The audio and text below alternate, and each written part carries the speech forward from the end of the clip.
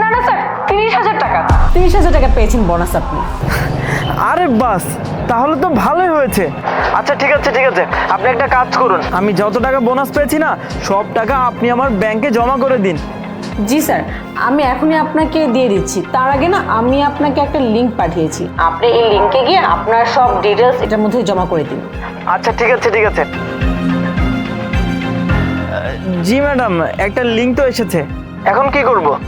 জি sir, ওই লিংকে click করে আপনার সকল ডিটেলস ওটার মধ্যে দিন। তাহলে আমি ওই লিংকে সব ডিটেলস দিয়ে দিচ্ছি আমার।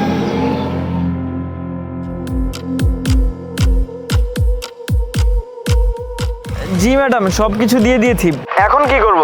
জি স্যার, দেখুন একটা পিন নাম্বার গিয়েছে আপনার নাম্বারে, ওই পিন নাম্বারটা ওইখানে বসিয়ে দিন, তাহলে কাজ কমপ্লিট হয়ে যাবে আর আপনি টাকাটাও পেয়ে যাবেন, মানে বোনাসটা।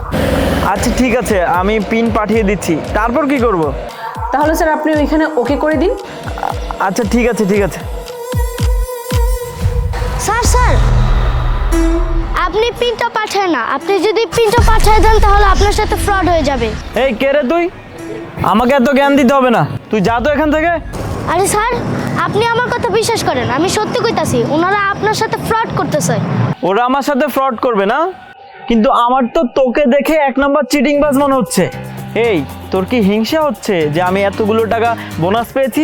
আরে স্যার, আমি তো গরিব লোক, আর আপনি তো দেখি অনেক বড় বোকা। পেমেন্ট রিসিভ করলে কি কেউ পিন দেয় নাকি?